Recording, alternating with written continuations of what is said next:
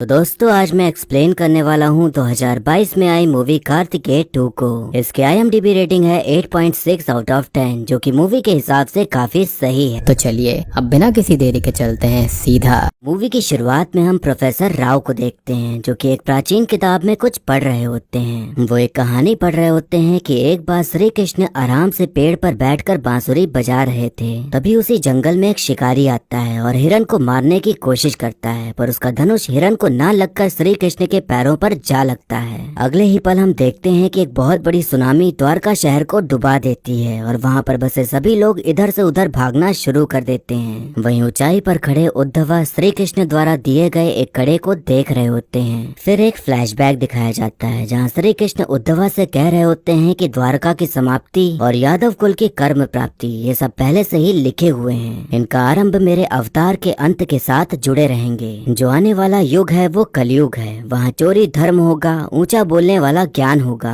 राजा ही चोर होगा, ऐसे दिन आने वाले हैं। श्री कृष्ण अपने पैर से एक कड़ा निकालकर उद्धवा को देते हैं और कहते हैं कि उस कलयुग की विपत्ति से रक्षा करने के लिए मैं तुम्हें ये कड़ा दे रहा हूँ। फिर इसके बाद कहानी प्रेजेंट में आती है जहाँ हम देखते हैं कि प्रोफेसर राव उस किताब के कुछ पन्ने फाड़ कर लेके चले जाते हैं। अब इसके बाद हम एक लड़के को देखते हैं जिसका नाम कार्तिकेय होता है और वो पेशे से डॉक्टर होता है, पर उसके साथ साथ वो और भी कई तरह के काम करता था। एक बार हॉस्पिटल में सांप घुस आता है तो वो उसे अपने हाथ में पकड़ने में कामयाब हो जाता है। सभी लोग उसके ऐसा करने पर चमत्कार समझते हैं, पर वो समझाता है कि मैंने अपनी हार्ट बीट और पल्स रेट को नॉर्मल कर लिया, जिससे कि सांप को मेरी वाइब्रेशन से फील हुआ कि मैं उसे हानि नहीं पहुंचाऊंगा, जिससे कि वो मेरे हाथ में आ गया। कार्तिकेय का नेचर कुछ ऐसा ही था कि दुनिया में हो रही चीजों पर आंख मूंद कर विश्वास नहीं कर लेता था, बल्कि अपनी क्यूरियोसिटी के चलते पहले वो उन चीजों को समझता, उनकी जांच पड़ताल करता, उनके पीछे की साइंस समझता और तब जाकर वो उस चीज पर विश्वास करता था। कार्तिकेय लोगों की हर तरह से मदद करता था, फिर चाहे पैसों की मदद हो या घर में किसी बात की दिक्कत हो। वो कहने को तो डॉक्टर था, पर उसकी हर चीज जानने की इच्छा ने उसे सब कुछ बना दिया था और लगभग हर तरह के काम उसे करने आता था।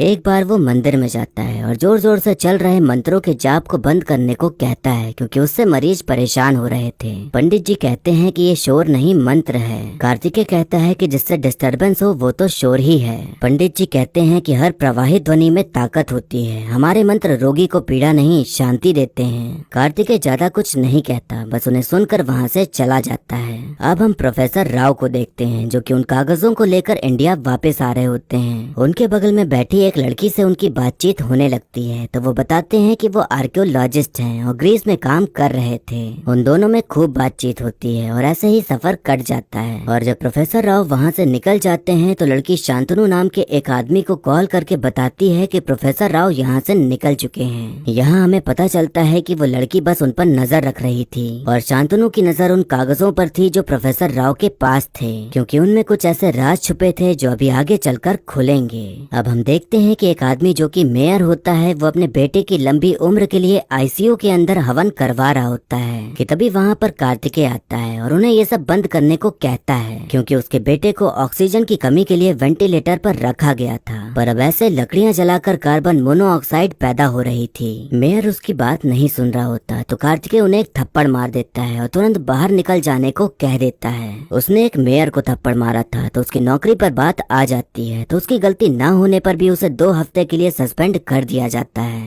अब हम देखते हैं कि प्रोफेसर राव एक जगह पर खुदाई कर रहे होते हैं कि तभी उन्हें एक बक्से में एक तरह की चीज मिलती है जो कि बहुत अनोखी थी। जब ये खुदाई चल रही थी तो एक बैल कार्तिकेय के घर में आकर तोड़ फोड़ मचाने लग जाता है, जैसे कि वो कुछ उसे बताना चाहता हो। अगली सुबह जब कार्तिकेय की माँ तोड़ फोड़ देखती हैं तो वो काफी घबरा जाती हैं कि ये सब कौन करके चला गया। माँ पंडित जी को घर बुला लेती हैं ताकि उन्हें आने वाली मुसीबतों का कुछ पता चल सके। पंडित जी कहते हैं कि आपने कोई मन्नत मांगी थी जो कि अधूरी रह गई, तो आप पहले द्वारका जाकर वो मन्नत पूरी कर लें। अब कार्तिकेय तो इन सब चीजों पर ज्यादा विश्वास नहीं करता था, इसलिए वो थोड़ा ना नुकुर करने लगता है, पर माँ की जिद के आगे वो झुक जाता है और साथ चलने को तैयार हो जाता है। अब हम देखते हैं कि कार्तिकेय अपनी माँ और थोड़े मजाकिया टाइप के मामा के साथ द्वारका पहुँच जाता है और नदी में डुबकी लगा के दर्शन करता है। शांतनु एक सीक्रेट सोसाइटी का मेंबर था जहाँ लोग कृष्ण जी को मानते थे और उन पर विश्वास करते थे, और शांतनु का मानना था कि अगर कोई विपत्ति आती है तो इसका समाधान भी कहीं न कहीं लिखा होता है। शांतनु को पता चला था कि आने वाले समय में एक बहुत खतरनाक वायरस आने वाला है जिसका एंटीडोट अगर वो वो बना ले तो पूरी दुनिया में उसका ही नाम होगा। तो जो प्रोफेसर राव के पास जानकारी थी उसी को वो पाना चाहता था, क्योंकि वायरस जैसे विपत्ति का समाधान उसे वहीं से मिल सकता था। अब एक रात कार्तिकेय खाना पीना खाकर बाहर बैठा होता है कि तभी अचानक से जख्मी हालत में उसके पास प्रोफेसर राव आते हैं और उसका नाम पुकारते हैं। कार्तिकेय को समझ नहीं आता कि आखिर इस आदमी को उसका नाम कैसे पता, पर उस वक्त वो इस बात को नजरअंदाज करते हुए रिक्शा लेने चला जाता है। वो जब वापस आता है तो प्रोफेसर राव वहाँ मौजूद नहीं होते और वो सोच में पड़ जाता है कि आखिर वो इंसान कौन था और उसे उसका नाम कैसे पता। अगली सुबह मामा कार्तिकेय के पास आते हैं और बताते हैं कि तुम्हारी माँ कहीं भी दिखाई नहीं दे रही। वो द्वारका की हर गली हर मोहल्ले में उन्हें ढूंढने लग जाते हैं, पर वो कहीं भी नहीं मिलती, जिस बात से उनमें घबराहट बढ़ने लग जाती है कि आखिर वो कहाँ चली गयी। कार्तिकेय अपनी माँ को ढूंढ ही रहा होता है कि तभी उसके पास पुलिस वाले आते हैं और जबरदस्ती उसे ही पकड़ के लेके चले जाते हैं। वो पुलिस वाले शांतनु के अंडर काम करते थे और उन्हें ये जानना था कि जब प्रोफेसर राव उसके पास आए तो उन्होंने क्या कहा, पर कार्तिकेय को इस बारे में कोई भी जानकारी नहीं थी। तभी पुलिस स्टेशन में एक लड़की आती है और कार्तिकेय को कैसे भी करके वहाँ से बचा ले जाती है। कार्तिकेय के मन में बहुत से सवाल चल रहे थे कि उसकी माँ कहाँ है और जो आदमी जख्मी हालत में आया था वो कौन है और पुलिस उसके पीछे क्यों पड़ी है। लड़की अपने मुंह पर से कपड़ा हटाती है और बताती है कि उसका नाम मुग्धा है और जो आदमी तुम्हें मिला था वो मेरे दादाजी हैं, जो कि बहुत फेमस आर्कियोलॉजिस्ट हैं। उन दोनों में बातचीत चल ही रही होती है कि तभी कार्तिकेय को मारने के लिए एक आदमी उनके पीछे पड़ जाता है और उसे देखने पर लग रहा होता है जैसे उसके ऊपर खून सवार हो। कार्तिकेय मुग्धा के साथ भागने लगता है, लेकिन वो आदमी उसके सामने आ जाता है। तभी आदमी के सामने से कुछ लोग भजन करते हुए श्री कृष्ण की मूर्ति को ले जा रहे होते हैं। तो आदमी सर झुकाए खड़ा हो जाता है और उस वक्त कार्तिकेय के पीछे नहीं भागता। कार्तिकेय मामा से मिलता है और जो कुछ भी उसके साथ हुआ वो सब कुछ बताता है। तो मामा उसे एक पंडित जी के पास ले जाते हैं जो कि बहुत ज्ञानी थे। कार्तिकेय जब उस आदमी के बारे में बताता है तो पंडित जी बताते हैं कि जो तुम्हारे पीछे पड़ा है वो एक अभीर है। कोई भी श्री कृष्ण के पास जाने की कोशिश करता है तो वो लोग बड़ी बेरहमी से उसे मार डालते हैं। अभीर लोग श्री कृष्ण के बहुत बड़े भक्त थे, लेकिन द्वारकावासी इन्हें शहर से दूर रखते थे और अभीर लोग द्वारका में रहने वाले कृष्ण के भक्तों को पकड़ के लूटपाट किया करते थे। अभीर लोगों को घर के अंदर आने की अनुमति नहीं थी, मंदिरों में प्रवेश करने की अनुमति नहीं थी, यज्ञ और हवन में हिस्सा नहीं ले सकते थे। श्री कृष्ण का अवतार अंत होते ही भगवान की मूर्ति इन्होंने चुरा ली और उस मूर्ति की श्रद्धा से पूजा करने लगे। तब द्वारका वासियों ने उन्हें लाठियों से मार मार कर उस मूर्ति को उनसे छीन लिया। तब उस जनजाति के मेन लीडर ने ये फैसला लिया कि अगर उन्हें भगवान को याद करना है या उन्हें छूना है तो उससे पहले अभीरा के लोगों को याद करना होगा और अब से उनका भगवान हमारा भगवान है और वो सिर्फ हमारे हैं। श्री कृष्ण भगवान के समक्ष केवल कृष्ण पक्ष के समय ही इस यज्ञ का विराम होगा। उस दिन को छोड़कर किसी और दिन अगर कोई भी भक्त भगवान को छूने का प्रयास करेगा तो वो मारा जाएगा। द्वारका जल समाधि के बाद बचे हुए द्वारकावासी इन अभीरों से डरने लगे। समय बदलता गया, नागरिकता बदलती गई, पर जिस प्रथा को अभीरों ने अपनाया था वो अब तक चली आ रही है और उनमें से एक अभीर ने ही तुम्हारा पीछा किया था। मुग्धा कार्तिकेय से कहती है कि मेरे दादाजी तुमसे मिले थे तो इसका मतलब तुम्हारा श्री कृष्ण से कोई नाता जरूर है और तुम्हारा श्री कृष्ण से नाता है इसलिए अभीर तुम्हारे दुश्मन हैं। प्रोफेसर राव को पता था कि उन पर मुसीबत आने वाली है और उन्हें ये भी पता था कि सभी मुसीबतों का समाधान कार्तिकेय है, पर अब कार्तिकेय को ही समझना था कि वो इन सबसे कैसे जुड़ा है। अब हम देखते हैं कि कार्तिकेय को माँ मिल जाती हैं और वो कहीं गायब नहीं हुई थी, बल्कि एक प्रवचन में जाकर बैठ गई थी। कार्तिकेय उन्हें फिर से उसी प्रवचन में जाने को कह देता है, क्योंकि इतना सब कुछ हो रहा था तो उनकी जान को खतरा हो सकता था।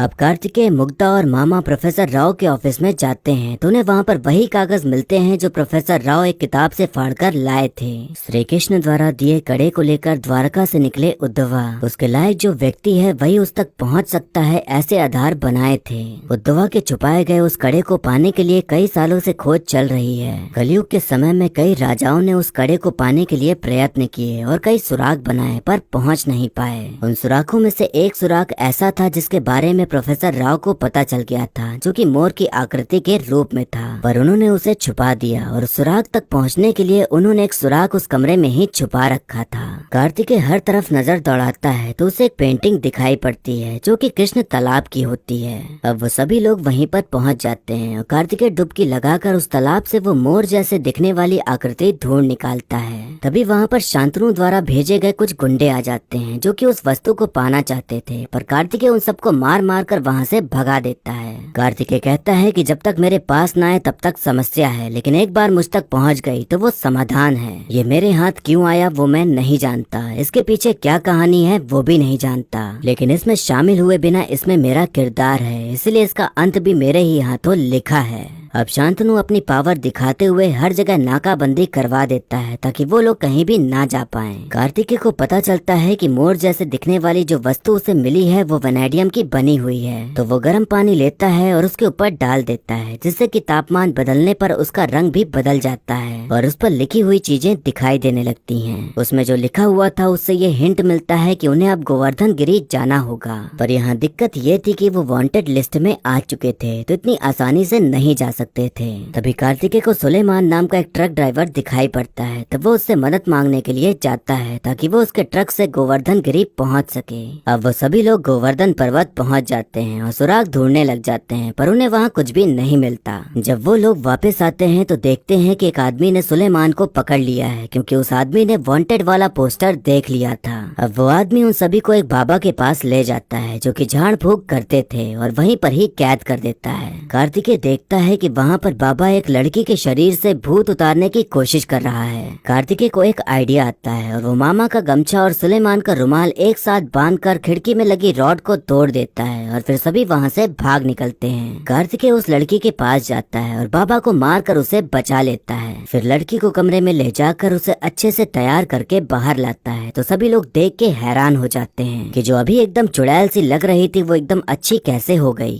कार्तिकेय बताता है कि इसकी दोस्त कुएं में गिरकर मर गई थी और उसने उसे तड़प तड़प कर मरते देखा। जब भी उसको वो पल याद आता तो वो डर जाती और रोने लगती। आप लोगों ने उसके दर्द को समझे बिना उसके रोने धोने को पागलपन समझा और उसके डर को इस बाबा ने चुड़ैल बना दिया। लड़कियां अपने अंदर हजारों डर और सच छुपा लेती हैं। घर में बताने वाली छोटी छोटी समस्याओं को भी आप लोग ऐसे पाखंड और अंधविश्वास का नाम देंगे तो ऐसे ही पाखंडी लोग आपको बेवकूफ बनाकर उनकी जिंदगियों से खेलते रहेंगे। अब कार्तिकेय गाँव वालों की आंखें खोलने और एक अच्छा संदेश देने के बाद अपनी खोज पर दोबारा से निकल पड़ता है कि तभी उसे एक पत्थर में मोर की आकृति दिखाई पड़ती है। जो वस्तु उसके पास थी वो एक चाबी की तरह काम करती थी, तो वो उसका इस्तेमाल करता है तो वहाँ एक द्वार खुल जाता है। गुफा के अंदर उन्हें एक टेलीस्कोप जैसा कुछ मिलता है जो कि एक तरह का दूसरा सुराग था कड़े तक पहुँचने का। अगली सुबह जब कार्तिकेय सोकर उठता है तो देखता है कि मुग्धा वहाँ से गायब है और टेलीस्कोप भी ले गई है, तो उसके दिमाग में ये आता है कि वो शायद धोखेबाज निकली। तभी अचानक से उन पर कोई हमला कर देता है और जब कार्तिकेय को होश आता है तो देखता है कि वो उल्टा लटका हुआ है और सुलेमान और मामा जमीन में गड़े हुए हैं। ये सब कुछ शांतनु ने किया था और उन्हें ऐसे ही मरने के लिए छोड़ दिया था, पर तभी वहाँ मुग्धा आ जाती है और उन सबको बचा लेती है।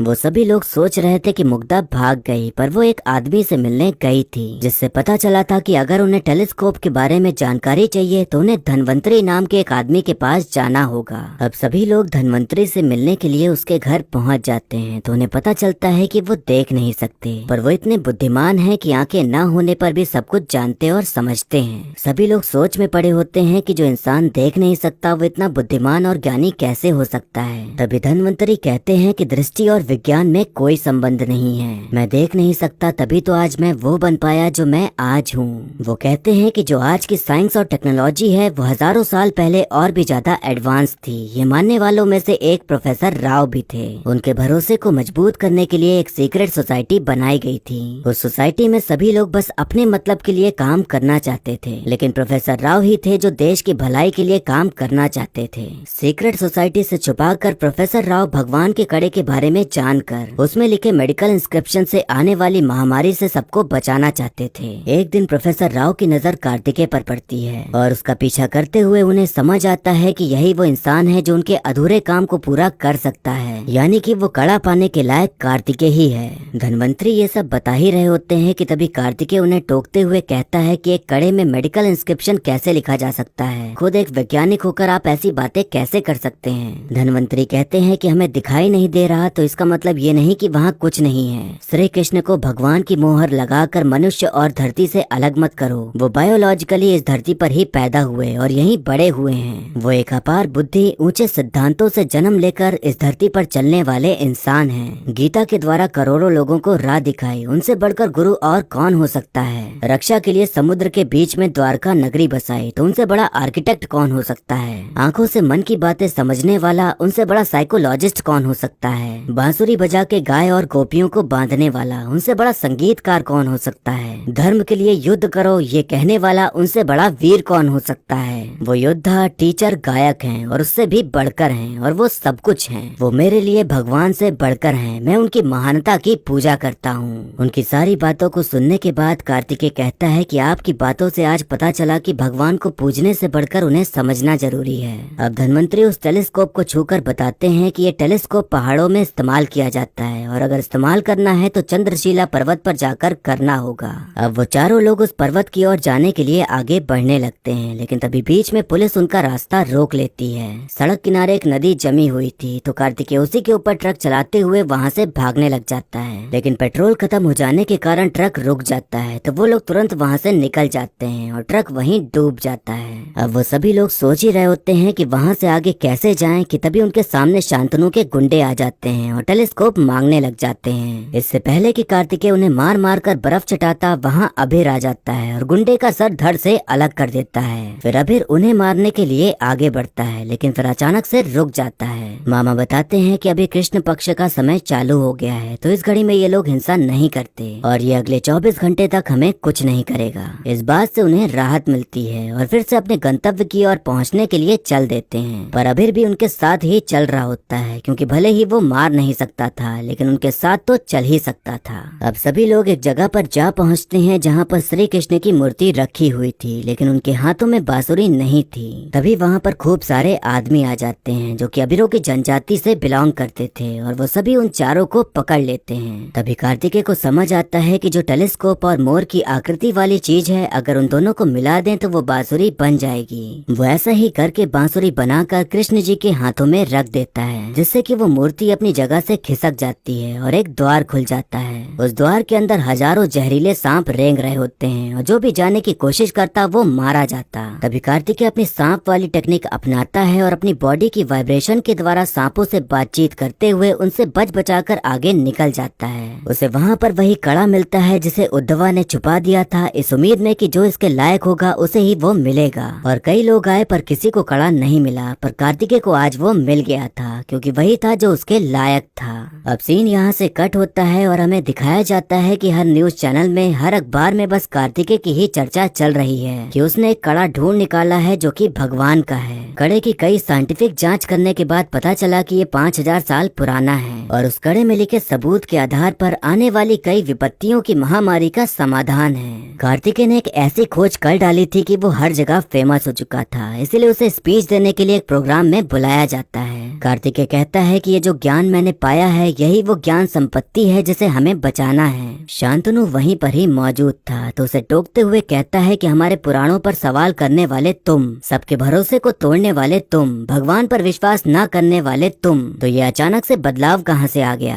कार्तिकेय कहता है कि इस सफर को शुरू करने से पहले जैसा मैं था, अब मैं वैसा इंसान नहीं हूँ, और मैं समझ गया हूँ कि जानने के लिए अभी बहुत कुछ है। मैं किसी का विरोध नहीं करता, सिर्फ सच को खोजता हूँ। जिस तरह भक्त आंख मूंद कर भगवान पर विश्वास करते हैं, उसी तरह हमारे बीच बहुत से लोग आंख मूंद कर साइंस पर विश्वास करते हैं। दोनों के नाम अलग अलग हैं, लेकिन सोच एक है। शक्ति योग्यता के साथ बुद्धि होने के कारण श्री राम, शिवा और श्री कृष्ण भगवान बने। ये माइथोलॉजी नहीं, हमारा इतिहास है। किसी के विश्वास से न जुड़ा एक सच है। वो सिर्फ हमारे भगवान नहीं बल्कि हमारे पूर्वज थे, और ये कड़ा ही उनका एक छोटा सा सबूत है। इसके बाद हम देखते हैं कि अभीर शांतनु का गला काट कर उसे मार डालते हैं, क्योंकि अब कार्तिकेय उनका दुश्मन नहीं रह गया था, बल्कि वो सभी उसके सामने झुक गए थे, क्योंकि वो कोई बुरा काम नहीं बल्कि अच्छा काम ही कर रहा था। अब हम देखते हैं कि कार्तिकेय फिर से निकल पड़ता है एक नए सफर पर, जहाँ पर नई खोज, नए लोग, नए तरीके का एडवेंचर, नए दुश्मन और बहुत कुछ उसे मिलने वाला था। और फिर इसी के साथ मूवी यहीं पर खत्म हो जाती है। तो दोस्तों इस मूवी का मैसेज साफ तौर पर ये समझ आता है कि हमें बताने की कोशिश करी गई है कि भगवान जिन्हें हम हर जगह खोजते हैं वो हमारी धरती पर ही जन्मे थे और वो कोई कहानी नहीं बल्कि हमारे पूर्वज थे। ये पूरी मूवी आपके विश्वास के ऊपर टिकी हुई है। अगर आपको भगवान पर विश्वास है तो आपको सब सही लगेगा, लेकिन अगर आप नहीं मानते हैं और भगवान को लेकर आपकी सोच अलग है तो हो सकता है कि आपको बहुत सी बातें सही ना लगें। कुछ लोगों का नेचर कार्तिकेय जैसा भी हो सकता है, जो कि सिर्फ बातों को सुनते नहीं बल्कि उनकी जड़ तक जाकर ये समझने की कोशिश करते हैं कि सामने वाले ने जो कहा है वो कितने हद तक सही है और कितना गलत। एंडिंग सीन की बात करें तो यही समझ में आता है कि इस फिल्म का थर्ड पार्ट भी आएगा। वैसे ये फिल्म हिट साबित हुई है तो थर्ड पार्ट लाने में ज्यादा सोचना भी नहीं पड़ेगा। तो उम्मीद करिए कि ऐसे ही एडवेंचर के साथ कार्तिकेय फिर से लौटेगा और आपको भारत के इतिहास के बारे में बताएगा। एक्टिंग की बात करें तो कार्तिकेय यानी कि निखिल सिद्धार्थ ने बढ़िया काम किया है और अपने रोल को काफी अच्छे से निभाया है। मुग्धा यानी कि अनुपमा परमेश्वरम ने अपने रोल को सही ही निभाया है। हालांकि उनके डायलॉग्स काफी कम थे और अगर उन्हें भी थोड़ा एक्शन करने दिया जाता तो उनका कैरेक्टर और निखर के आ सकता था। अनुपम सर का रोल काफी छोटा था पर उन्हें जिस तरह के डायलॉग्स दिए गए वो काफी पावरफुल थे और ऑडियंस के ऊपर एक गहरा असर डालते हैं। तो कुल मिलाकर उन्होंने अपने इस छोटे से रोल को भी बहुत अच्छे से निभाया है। वहीं बाकी जितने भी सह कलाकार हैं उन सभी की एक्टिंग अच्छी देखने को मिलती है। इस फिल्म को आप बड़े आराम से अपने परिवार के साथ देखने जा सकते हैं और एंजॉय कर सकते हैं। वैसे आप हमें कमेंट करके बताइए कि क्या आपने पहले अपने भगवान को समझा है, उन्हें जाना है, या आप भगवान को मानते ही नहीं, या आप किसी और पावर को मानते हैं या इस प्रकृति के नियमों को मानते हैं। आपकी नजर में आपका भगवान कौन है जिस पर आप विश्वास करते हैं और जो आपको भरोसा दिलाता है और अंधेरे में एक रोशनी दिखाता है? हमें कमेंट करके जरूर बताइएगा। तो वीडियो पसंद आई तो लाइक कर देना और कमेंट करके बताना कि आपको ये मूवी कैसी लगी। तो मैं आप सबको मिलता हूँ अगली वीडियो के साथ में।